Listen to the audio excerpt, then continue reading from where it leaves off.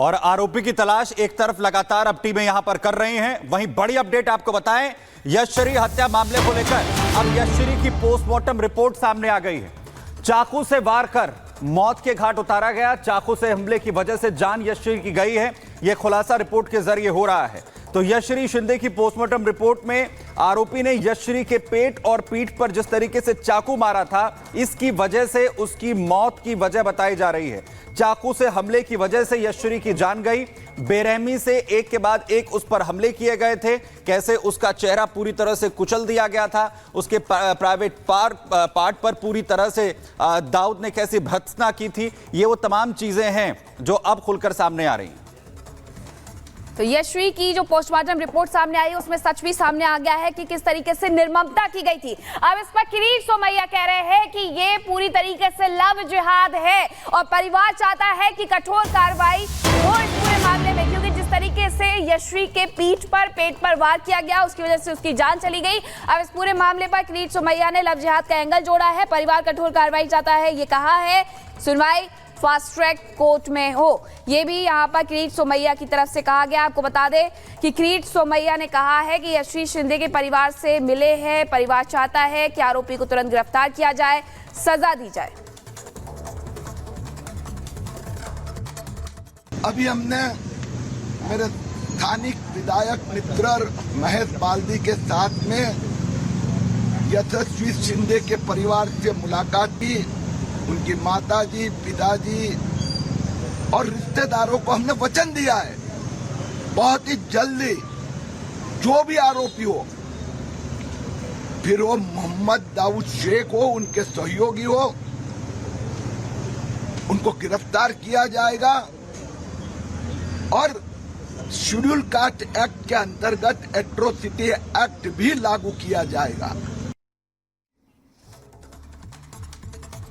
तो इस तरह की घटनाएं ऐसा लग रहा है कि आम होती जा रही हैं। ये जो 4 मामले आप देख रहे हैं ये वैसे ही मामले हैं जहां नृशंस हत्या की गई है। दाऊद शेख, जो नवी मुंबई की खबर हम आपको बता रहे थे, वो सबसे पहला मामला, यशश्री शिंदे की निर्मम हत्या कर दी जाती है और वो फरार हो जाता है। आफ्ताब पूनावाला, आपको श्रद्धा वालकर की वो दिल्ली की तस्वीरें याद होंगी जहां लगातार चाकू से हमला किया गया था और तब तक जब तक उसकी जान नहीं चली गई और उसके बाद उसे छिपा भी दिया गया। फैयाज, नेहा की हत्या, हुबली कर्नाटक से यह खबर आई जिसने सबको हैरान कर दिया और सब सोचने पर मजबूर हो गए कि आखिर मानवता को ऐसे भी कोई शर्मसार कर सकता है। फरियाद हुसैन, जिसने नाबालिग की हत्या की, बरेली उत्तर प्रदेश की यह खबर आई थी जिसने सबके रोंगटे खड़े कर दिए थे। और इसीलिए सवाल यह बना हुआ है कि बार बार इस तरह की घटनाएं, ऐसे इतनी हिम्मत इन दरिंदों में आती कहां से है? इसी से जुड़ी एक रिपोर्ट आपके सामने रखते हैं।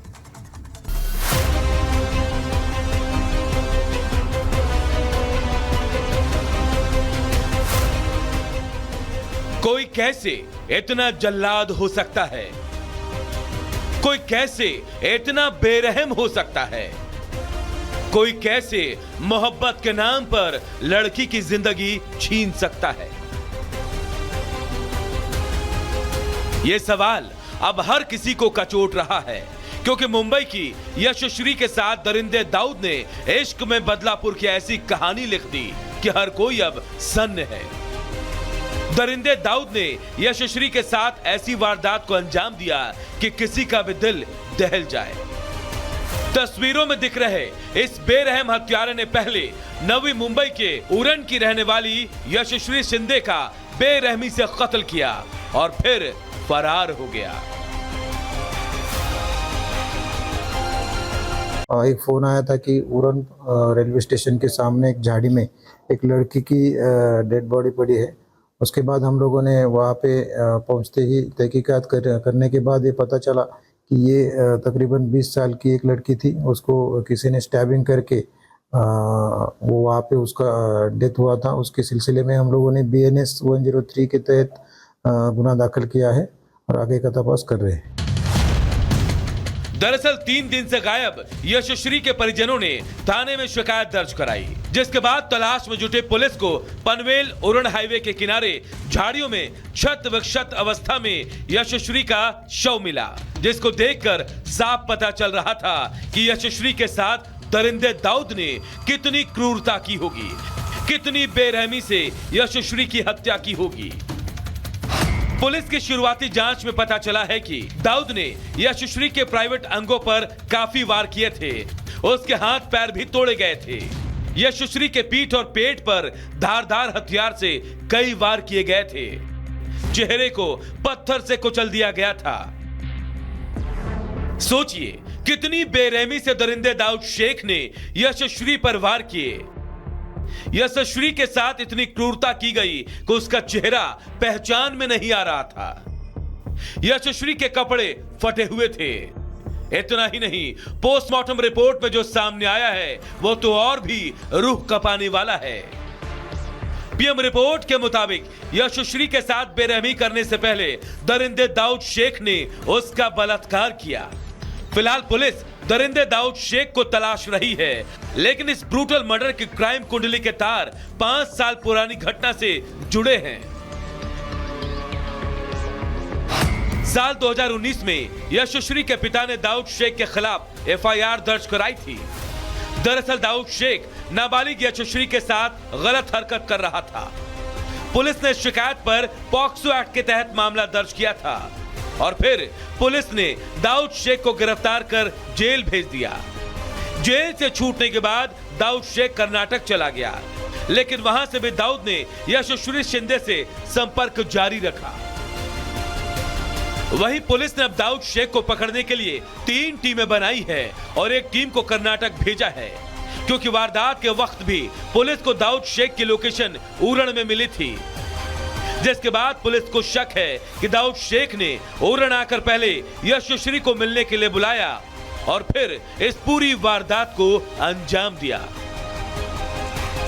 Bureau report, Republic Bharat.